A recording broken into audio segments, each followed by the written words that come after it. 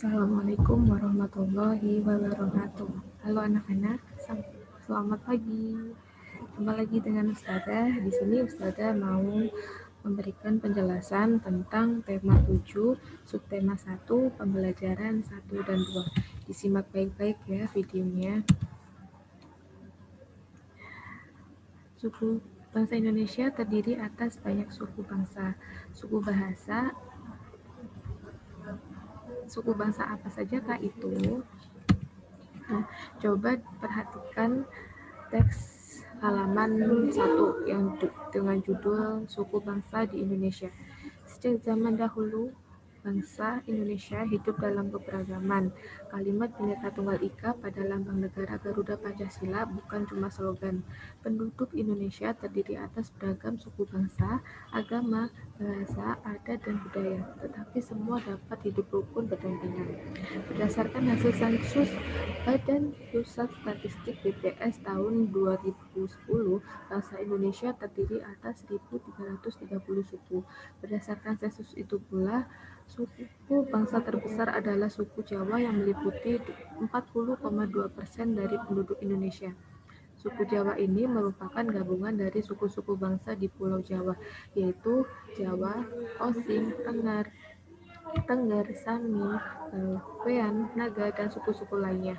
Suku yang paling sedikit jumlahnya adalah suku Nias dengan jumlah 1.041.925 jiwa atau hanya 0,44% dari jumlah penduduk Indonesia. Namun, suku-suku Papua yang terdiri dari atas 466 suku jumlahnya hanya 2.693.630 jiwa atau 1,14% dari jumlah penduduk Indonesia. Sedangkan etnis Tionghoa jumlahnya 2.832.510 jiwa atau 1,2% penduduk Indonesia. Nah, dari bacaan tersebut terdiri dari 2 paragraf, yang setiap paragraf terdapat pokok pikiran. Nah, di sini Ustazah ingin kalian membantu Ustazah untuk menemukan pokok pikiran pada paragraf. Nah, cara menentukan pokok pikiran dalam paragraf yaitu yang pertama adalah membaca seluruh kalimat dalam paragraf. Yang kedua, menandai kalimat awal, kalimat akhir, atau kalimat awal dan kalimat akhir paragraf. Yang terakhir adalah menandai pikiran pokok yang terdapat di awal paragraf atau awal dan akhir pada paragraf. Nah, yang pertama, paragraf pertama, pokok pikirannya adalah, nah ini sudah Ustazah kembali. Penduduk Indonesia terdiri atas beragam suku, budaya, bangsa, agama, bangsa, adat, dan budaya, tetapi semua dapat hidup rukun berdampingan. Nah, di sini paragrafnya pokok pikirannya berada di akhir, yang berarti paragraf akhir. Nah, yang paragraf kedua adalah berdasarkan hasil sensus penduduk Pusat Statistik, bangsa Indonesia terdiri atas 1.331 suku. Ini adalah pokok pikiran pada paragraf kedua, yaitu berdasarkan hasil sensus penduduk Badan Pusat Statistik BPS tahun 2010 dan sebagainya. Nah, sekarang kita coba menemukan kata-kata sulit. Nah, di sini Ustazah sudah menebali dan menandai ada Bhinneka Tunggal Ika, slogan, sensus penduduk, dan etnis. Kita coba jawab bersama-sama. Bhinneka Tunggal Ika yaitu artinya walaupun berbeda tetap satu jua. Yang kedua adalah sensus penduduk. Nah, sensus ini yaitu perhitungan jumlah penduduk. Yang ketiga adalah etnis. Etnis itu adalah suku bangsa. Dan yang terakhir di sini ada slogan, yaitu perkataan atau kalimat pendek yang menarik untuk menjelaskan kejadian. Nah, di sini ada gambar beberapa suku, bisa dilihat halaman 2, yaitu suku yang pertama ada suku Dani dari Papua. Dan gambar kedua ada suku Nias. tadi ada yang terakhir ada suku Tengger yang berada di kawah Gunung Bromo. Indonesia terdapat ribuan suku bangsa. Setiap suku bangsa kemungkinan memiliki kebiasaan dan cara hidup berbeda. Salah satu contoh perbedaan cara hidup adalah transportasi. Pada zaman dahulu, alat transportasi menggunakan tenaga hewan. Seperti contoh berikut di sini ada bendi. Yang kedua ada pedati sapi dan yang ketiga adalah pedati kerbau. Salah satu kesamaan dari ketiga transportasi adalah sama-sama menggunakan binatang untuk menarik beban berupa bendi atau pedati. Yang pertama, saat kuda menarik bendi, maka bendi akan bergerak ke arah kuda. Dan yang kedua, pedati sapi dan kerbau saat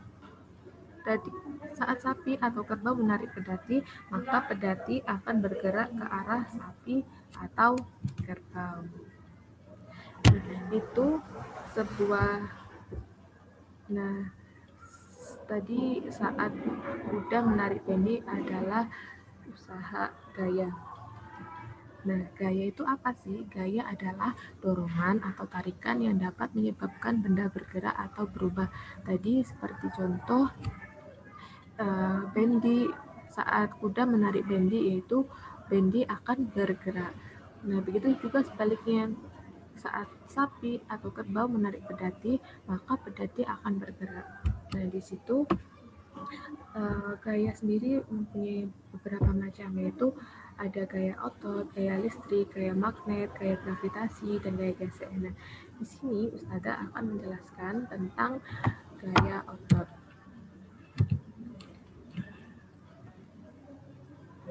Oke, gaya otot. Gaya yang dilakukan oleh otot atau suatu energi yang dihasilkan oleh otot. Yaitu yang pertama, kita coba lihat, perhatikan gambar. Tarikan kuat yang dihasilkan oleh para pemain tarik tambang diakibatkan adanya daya otot yang bekerja pada organ tubuh bagian tangan dan kaki. Sehingga dalam permainan tarik tambang, kekuatan tarikan sangat menentukan kemenangan. Gambar kedua, gaya otot yang dihasilkan pengrajin gerabah adalah gaya untuk membuat bentuk yang diinginkan. Yang ketiga, ada gambar gaya otot yang digunakan adalah bahu dan bertumpu pada kaki sehingga membuat benda atau anak lebih mudah diangkat atau digendong. Dan yang terakhir adalah tarikan yang kuat yang dihasilkan oleh gaya otot kerbau saat menarik pedati membuat pedati bergerak mengikuti arah kerbau. Oke, kita buka halaman 12. Salah satu suku bangsa di Indonesia adalah suku Papua. Nah, suku Papua ada di bagian timur Indonesia. Suku bangsa Papua mayoritas tinggal di Pulau Papua. Nah, sudahkah kalian mengenal salah satu lagu dari suku Papua tersebut? Ini lagu Apuse. Mari kita coba nyanyikan bersama-sama ya. 1, 2, 3. Apuse kokondao yarabe sorendoreri uflinso paninema bagi pase arafabe aswara kuat arafabe suara kuat. Nah, bagian lagu yang dinyanyikan dengan nada tinggi ditandai dengan adanya titik di atas notasi. Nah, itu ada titik di atas notasi. Seperti gambar di sini ada titik, titik, titik, titik. Nah, itu di atas notasi. Bagian lagu yang dinyanyikan dengan nada rendah ditandai dengan adanya titik di bawah notasi. Nah, dari lagu Apuse tersebut lalu diberikan tanda sesuai naik turunnya pada setiap suku. Berikan tanda menarik garis pada. Nah, ini ada sebuah melodi, yaitu yang ke atas, ke bawah, ke atas, ke bawah. Nah, kita coba nyanyikan. Apu berarti melodinya naik ke atas. C berarti melodinya agak direndahkan. Kokon berarti langsung naik ke atas. Launya berarti ke bawah. Oke, selanjutnya. Nah, ini menyanyikan lagu Apuse sambil menggerakkan kaki dan tangan. Mereka melangkah ke kanan dan ke kiri lalu ke belakang sambil menggerakkan tangan. Gerakan tangan melibatkan otot kaki dan tangan. Berarti gerakan menyanyikan lagu Apuse dengan menggerakkan kaki dan tangan termasuk sebuah gaya. Nah, gerakan melangkahkan kaki juga termasuk gaya otot. Melangkahkan kaki menyebabkan tubuh berpindah tempat. Oke, selanjutnya halaman 15. Di situ siapkan beberapa buku, lalu ajak teman sebangkumu untuk bertukar buku. Kira-kira gaya apa saja sih yang digunakan dalam kegiatan penukaran buku ini? Nah, contoh pemanfaatan gaya otot. Dengan memanfaatkan gaya otot dapat memindahkan benda-benda ringan dengan mudah.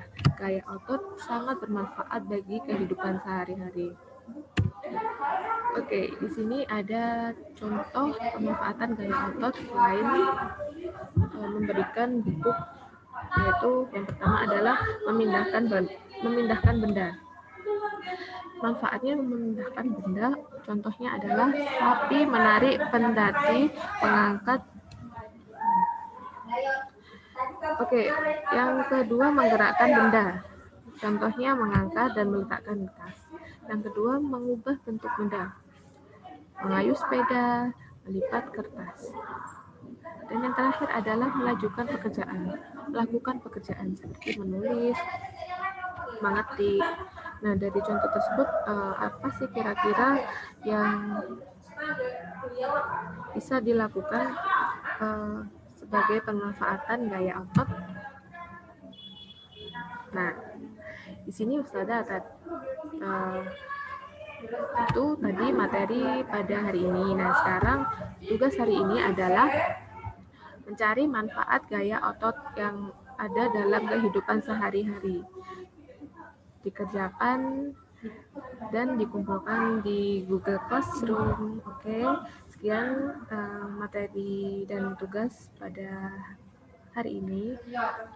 Ustazah mohon maaf apabila ada salah maupun perbuatan yang Ustazah tidak sengaja lakukan. Kurang lebihnya mohon maaf. Assalamualaikum warahmatullahi wabarakatuh. Tetap semangat dan tetap mematuhi protokol kesehatan.